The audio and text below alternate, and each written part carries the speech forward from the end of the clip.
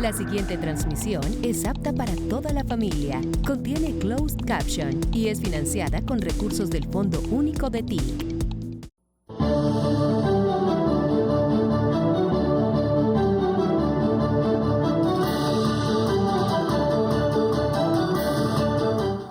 No sé qué ha recorrido el acto en las horas que no he alcanzado a llegar. Me hubiera gustado un informe antes, previo. Teníamos que firmar un decreto, tengo entendido. Si me lo pueden pasar. Presidente, le voy a poner en contexto 2 o 3 elementos sustanciales que se tocaron antes de su llegada. Uno, en relación a la Asamblea de Autoridades CENU, aquí están todas las autoridades del pueblo CENU, tanto de Córdoba como Sucre. Aquí está todo el pueblo reunido en esta gran asamblea. Estamos anunciando un acuerdo de 4.000 hectáreas, 2.000 este año, 2.000 el otro año, y un componente técnico de un convenio de apoyos y de equipos para que sean los mismos profesionales indígenas los que prioricen esas 4.000 hectáreas, de las cuales antes de diciembre vamos a entregar la mitad. Pero van a ser ellos mismos los que focalizan los procesos, los que visitan los predios, los que identifican esas necesidades para recortar los tiempos. Y dos, el componente del decreto, presidente, que fue lo que en su momento generó una discusión en la Corte, que era toda esa tierra del Fondo de Reparación. Aquí está el director de la Unidad de Víctimas, que está para su firma la constitución de ese decreto que nos permite la compra efectiva de toda la tierra del Fondo de Reparación por Enajenación Temprana. Acordémonos que esa tierra es la tierra del proceso de paz de los extintos paramilitares del 2005. Son sustancialmente esos dos hechos concretos que hemos tocado con las autoridades como antesala a su llegada, presidente. ¿El decreto ya se firmó o no se ha firmado? Ya usted lo firmó, pero aquí está el espacio. La mesa para firmarlo, entonces ya se firmó. Son dos aspectos que hemos repasado durante estos 3 años. La repartición de tierras, lo que llamamos la reforma agraria, que implica la defensa de tierra para los indígenas y las comunidades étnicas y la tierra para el campesinado en general. Una promesa que hicimos desde la campaña electoral, desde hace años, hace parte de la posibilidad de una mejor democracia en Colombia. La tierra, como todos sabemos, ha sido concentrada violentamente en el país. Es uno de los delitos de lesa humanidad, yo diría, porque la masacre desatada en décadas, lo que yo llamo el genocidio sobre el pueblo colombiano, tuvo como objetivo mayor la concentración de la riqueza, y entre la concentración de la riqueza, la base misma para producir, que es la tierra fértil. Le quitaron la tierra fértil al campesinado, así fue. Fueron millones y millones de hectáreas que aún no regresan a manos del campesinado.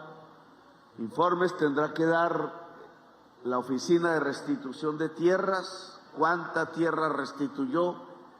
Informes tendrá que dar la Agencia Nacional de Tierras, responsable de la reforma agraria en primer lugar. Balance final que se hará al final de este gobierno. Aún quedan 8 meses largos. Balance hará la Sociedad de Activos Especiales, a las que le encomendamos la tarea de conseguir toda la tierra posible que habían sido extinguidas por vía de la justicia de los narcotraficantes. Esa bolsa se complementaba con compras de tierra, que viene a ser la mayor parte de lo que hemos recaudado hasta ahora. Y esa bolsa, fondo de tierras, debe y tiene, y ha sido así en este gobierno, repartido entre el campesinado, las comunidades indígenas y étnicas en general. La vez pasada hablábamos de 700.000 hectáreas ya concentradas en el fondo de tierras. Esa cifra debe haber aumentado. Una de las debilidades que se han tenido es que el volumen de captura de tierra por cualquier medio, sean estas baldías, sean estas de narcotraficantes extinguidas por la justicia, sean estas de paramilitares que entregaron en su proceso de paz, sean estas compradas, hay que entregarlas al campesinado, no se pueden quedar concentradas dentro del Estado. Y por eso hay que ser más eficaz en la escrituración, en la titulación, en la organización del campesinado que se va a quedar con determinada hacienda aquí o allá, para que podamos entregar la totalidad de la tierra que hayamos adquirido o que hayamos conseguido. Próximo gobierno debe hacer el doble de lo que hicimos nosotros. Obviamente no lo hará si es un gobierno de despojadores de tierra, y lo hará si es un gobierno de distribuidor de tierra en el campesinado. En eso hay que tener mucho cuidado. Si pudiéramos dividir a Colombia en dos partidos políticos, lo dividiríamos entre los que despojan tierra y los que entregan tierra.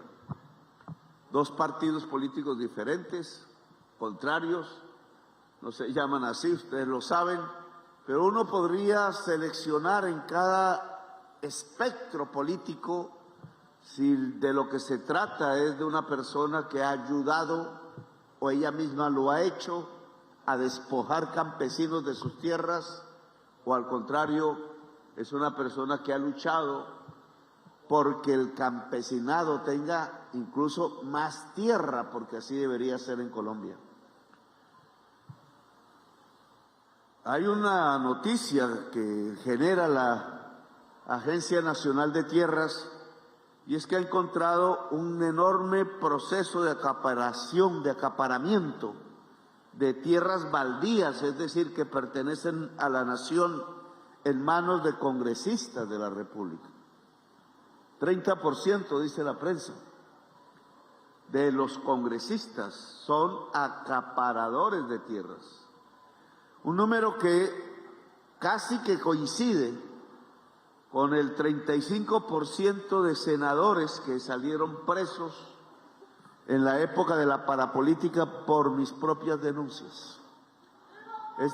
Es decir, que examinando un poco las fechas, ojalá hubiera una fiscalía que hiciera eso, podríamos deducir que la alianza entre los políticos locales, las familias políticas, yo le llamo las mafias políticas, con el paramilitarismo, tuvo como objetivo antes que nada quitarles la tierra a su propio campesinado en sus regiones. El mismo número de congresistas resulta siendo el mismo número de aliados con el paramilitarismo. Para eso era, todos aquí lo sabemos, para eso era esa alianza. A punta de armas, a punta de fusiles, a punta de terror, hasta de sierras, andaban por los campos comprando tierra muy barata y se la vendían ¿a quién? Barata, a los políticos. Y muchas veces esa tierra no era de nadie más que del Estado.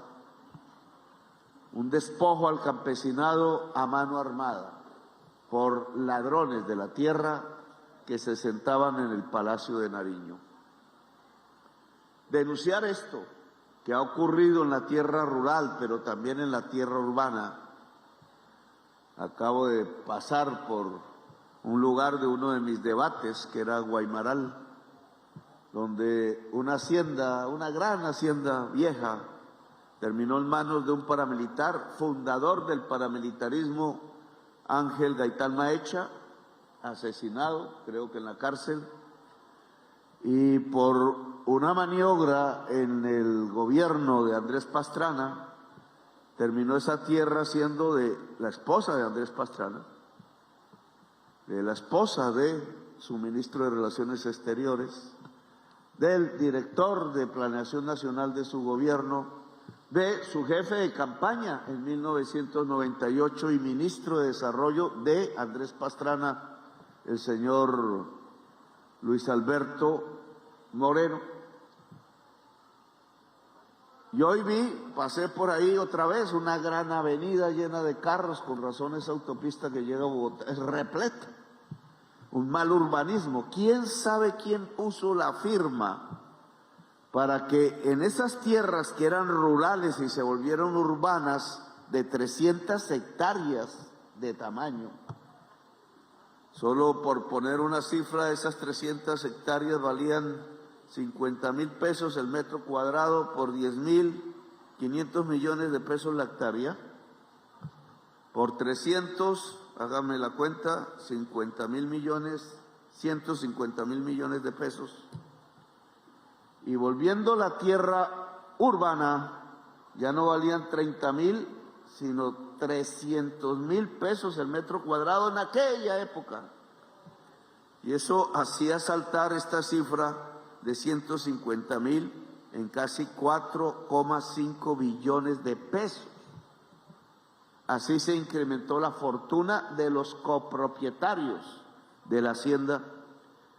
Y hoy pasé por ahí y ya había una gran urbanización de uno solo con edificios. Estaba prohibido eso antes, en el año 2000. Le permitieron ahora hacer edificios. Es decir, que el metro cuadrado vale todavía más, muchísimo más. Y adivina quién es el dueño de la constructora.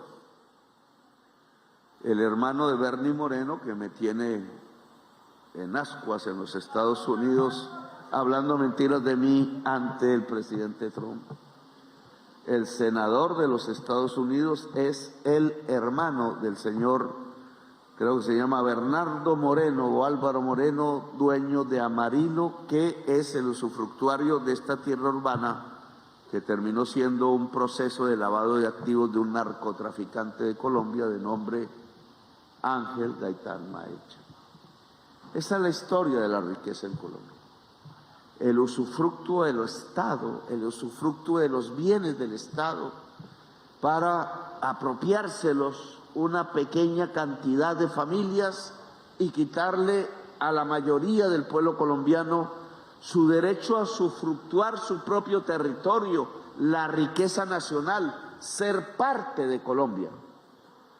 Porque se le puede invitar a un colombiano a ser parte de Colombia cuando vota, y a veces con los mismos dineros de las riquezas malavidas compran los votos, pero nunca se le invita a la riqueza del país y vive pobre, solo vota, recibe un dinero pobre y vive en un país como pobre siendo un país riquísimo. Esa historia es la que queremos cambiar y es difícil y solo se puede cambiar con la mayoría del pueblo. Solo a través de su voto, si no queremos violencias, y ya estamos hartos de la violencia. Y solo si ese voto no se vende, solo si ese voto se discute colectivamente y es libre. Y si es libre, cambia Colombia. Si es vendido, nos venden, así de simple, nos venden. Por eso crear la conciencia popular es fundamental, porque pobre que vote por el mega rico está votando por su verdugo, por el que próximamente lo va a echar de su propia tierra, quemándole el rancho, expropiándolo. Por eso le he pedido al comandante general de la policía, el director nacional, y ahora sí está aquí el comandante de Córdoba y de la región, que la orden primera para estos meses que están por venir, gracias, es perseguir a quienes compran los votos. Y lo voy a poner en claro.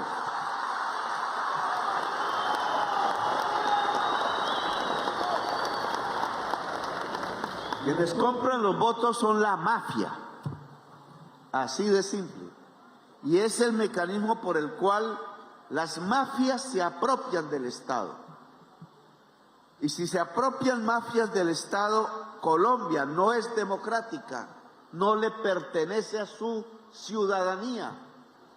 Y en esa medida no importa qué mafias políticas haya, qué mafias narcotraficantes haya, el deber de la policía no es mirar para otro lado. Primer deber de la policía, si quiere defender los derechos y las libertades de la ciudadanía, como ordena la Constitución de Colombia, es no permitir que se compre el voto, no permitir que se apropien del Estado los corruptos, sino permitir que el voto sea libre y que la población de cualquier lugar de Colombia y aquí de Córdoba sea libre. Si somos libres, somos dueños de Colombia.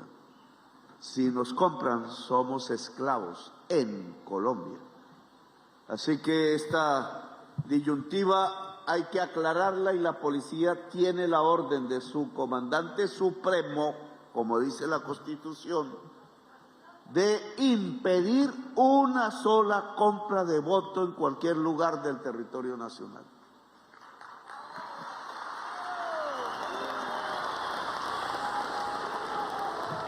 Ahora bien, se ha firmado un decreto que hemos impulsado en el gobierno que tiene que ver con que los bienes que entregaron los paramilitares en su proceso judicial y de paz, se llamó Justicia y Paz, prácticamente se desarrolló en tierras de Córdoba, tuvo a Córdoba como víctima y a Sucre, aquí hay gente vecina de Sucre, tuvo al pueblo víctima, pero al mismo tiempo se pensó que era necesario que hubiera verdad, justicia y reparación. Eso lo impulsé como frase en el Congreso de la República, haciendo los debates durante 10 años contra los jefes políticos que se habían aliado con el paramilitarismo. De allí cayeron el 35% de los senadores a la cárcel y el 15% de los representantes a la Cámara. Todos terminaron confesos, no hubo prácticamente equivocación ni en mis debates, ni en el proceso judicial que mi embajador en el Vaticano agenció años después, durante años, hasta que el cartel de la toga acabó con las investigaciones sobre la parapolítica, como denominamos. Quedaron en los juzgados una serie de confesiones, porque así lo ordenó la Corte Constitucional en aquel tiempo, en donde los jefes paramilitares se entregaban haciendas, tierras para reparar a sus víctimas. Una sentencia después dijo que la reparación era en dinero, no en tierra. Y entonces obligó a la unidad de víctimas a vender las tierras entregadas. Pero en el proceso nos dimos cuenta que otra vez habían robado al pueblo. No importó la justicia. Las tierras que entregaron los paramilitares a la fiscalía fueron hurtadas y entregadas de nuevo a testaferros de los paramilitares y o a políticos de la región. La clase política se apropió de la tierra que los paramilitares le habían quitado al campesinado, a la fuerza, al terror, y hoy cuando vamos a buscarlas, otra vez están ahí. Tiene dueños. No es una tierra en manos del Estado, y cuando se averigua a los dueños resulta que o es un alcalde por ahí de un pueblo, o es un concejal, o es un congresista. Esas investigaciones deben ser llevadas hasta el final, pero hemos logrado recuperar parte, 150.000 hectáreas creo que hay en la unidad de víctimas, y vamos a comprarlas como Estado, dado que esa es la sentencia, toda la bolsa, toda la masa de tierra, con lo cual la unidad de víctimas podrá repartir ese dinero entre víctimas, alcanzará a unos miles. Son tantas las víctimas en Colombia que no hay dinero que alcance ya. Y el Banco de la República no ha aceptado, debería, el que las emisiones en dinero en efectivo pasen antes que a los bancos a las personas víctimas de la violencia en Colombia. No pasa nada en la economía, solo que en lugar de que el efectivo lo maneje un banco para dar créditos, pues lo maneja la víctima para ahorrar quizás en el banco. La entrada al banco es por diferente vía e igual se irriga en toda la economía, que es lo que interesa económicamente, pero habría justicia, porque mientras el banquero se llena de utilidades y utilidades y utilidades, intermediando ese dinero, y genera más desigualdad social, siendo Colombia uno de los países más desiguales socialmente del mundo entero, si se entrega primero a las víctimas se genera equidad social. Dicen que es imposible, pamplina, se puede hacer, los gringos lo hicieron en el COVID, entregándole el cheque a las personas que creían que se podían morir de hambre. Por eso en Estados Unidos no creció la pobreza en el COVID. El país donde más creció la pobreza viene a ser Colombia. Y ahora estamos reduciendo esos niveles de pobreza en este gobierno. Estas maneras de indemnizar víctimas son audaces, sí, pero se pueden hacer. Son millones, luego se necesitan billones de pesos. Pero en la emisión se puede pagar primero a la víctima. Ahora nosotros como gobierno, dado que no manejamos el Banco de la República ni la ley la siguen manejando congresistas, algunos, muchos, corruptos, y se necesita ganar las mayorías en el Congreso para que eso se acabe. Y de nuevo repito, las mayorías en el Congreso se acaban si no se venden los votos. Si los pobres no venden los votos, no llegan mafiosos al Congreso, porque los únicos que compran con dinero votos son los mafiosos, que son los que tienen el billete. Entonces compraremos 150.000 hectáreas, es lo inmediatamente que pasa después de la firma del decreto, y tanto la unidad de víctimas podrá repartir entre las víctimas de acuerdo al listado que hay que vigilar, señores del Ministerio de Agricultura y del Gobierno, hay que vigilarlo, porque en tiempos electorales puede pasar no a las víctimas, sino a los votos. Y en segundo lugar, podremos repartir 150.000 hectáreas más. Si teníamos 750.000 ahora, nos estamos acercando al 1.000.000 de hectáreas para repartir entre el campesinado. Y lo quiero decir con claridad. Fuera de revoluciones violentas, esta es pacífica, en el mundo no se ha presentado una reforma agraria que entregue 1.000.000 de hectáreas al campesinado. En este momento estamos haciendo la reforma agraria más grande del mundo. La prensa no lo dice, pero hay que decirlo y hay que repetirlo una y otra vez.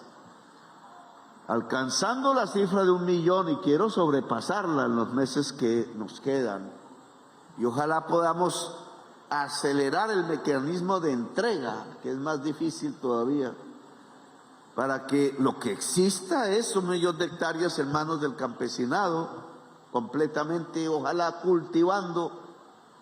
Entonces, a través de este proceso lo que estamos haciendo es, y hay que sentirse orgullosos de ello, la reforma agraria más grande del mundo.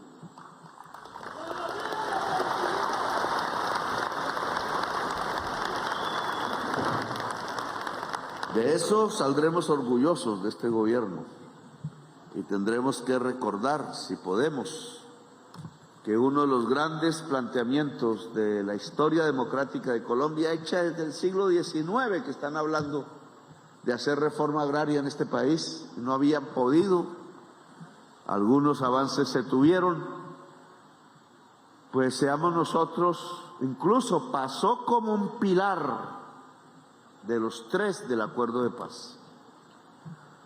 Y aún a pesar de las enemistades que Trump tiene con nosotros, se mantuvo vigente gracias a los países europeos en la Comisión de Derechos Humanos de Naciones Unidas. Luego es una declaración unilateral de Estado, luego es obligatorio incluso si la ley se opone, tema que tampoco se ha discutido en la prensa colombiana. Es hoy una obligación del Estado colombiano entregar la tierra en 3 millones de hectáreas al campesinado. Y vamos en una. Luego al otro gobierno le corresponden 2, porque ya le abrimos el camino difícil. Y para el otro gobierno será más fácil. Pero entonces todo depende de las elecciones. O se elige un despojador de tierras, y podría decir muchos nombres, pero no puedo. Ustedes imagínense. O se elige un despojador de tierras o se elige un distribuidor o una distribuidora de tierras. Y vamos es porque haya más distribución de tierras de 1 millón de hectáreas a 3 millones. Cumplimos con 1 y más. En el plan de desarrollo hablamos de 1,5 millones. Estamos a punto de cumplir la totalidad cuando decían que era imposible. Y uno de los departamentos más beneficiados se llama Córdoba.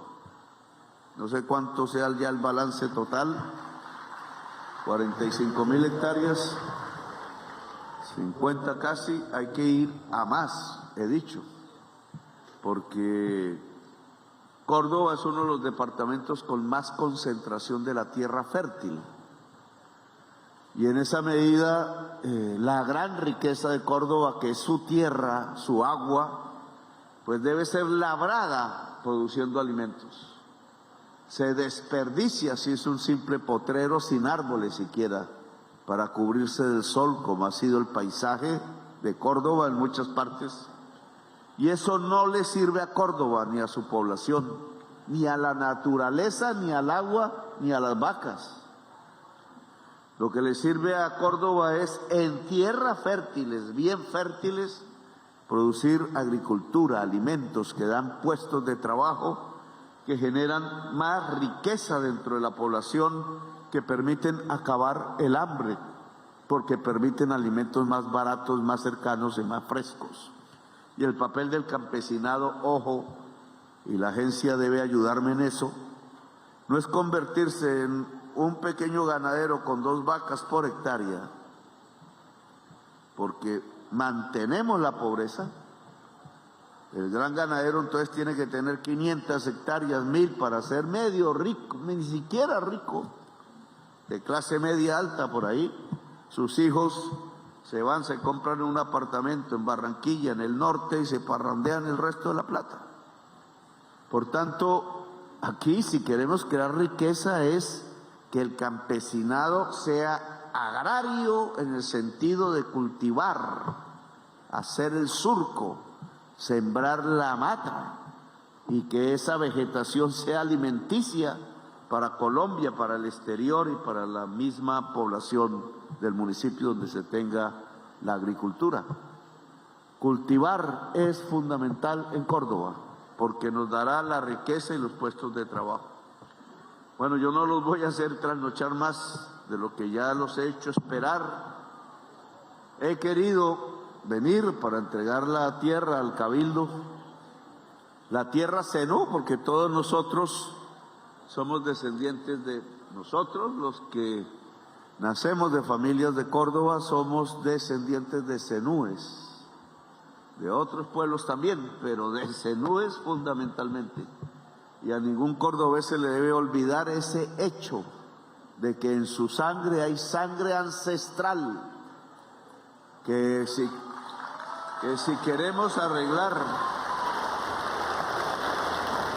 Los procesos de decadencia de la tierra, de inundaciones que hay en La Mojana, por ejemplo, desde Ayapel hasta casi Magangué, hay que recordar la sabiduría zenú, reproducirla. Yo tengo un poco de funcionarios en Bogotá que no salen de Bogotá, que hacen proyectos sobre estas regiones que no consultan la sabiduría de la gente y terminan dañando a la vida de la gente. Entonces la consulta con el pueblo fundamental y recordar ese ancestro que es el pueblo zenú, aquí labrando la tierra, aquí teniendo la tierra, aquí siendo resistentes, pues es fundamental si queremos que la democracia sea en Córdoba y no un viejo episodio donde era el terror lo que inundaba los caseríos en las noches o cuando anochecía. Ahora la democracia está, así que vívanla y protéjanla. Y la manera de proteger la democracia popular en Córdoba es no vendiendo el voto, nunca lo olviden, no vendiendo el voto jamás. Gracias, muy amables por haberme escuchado.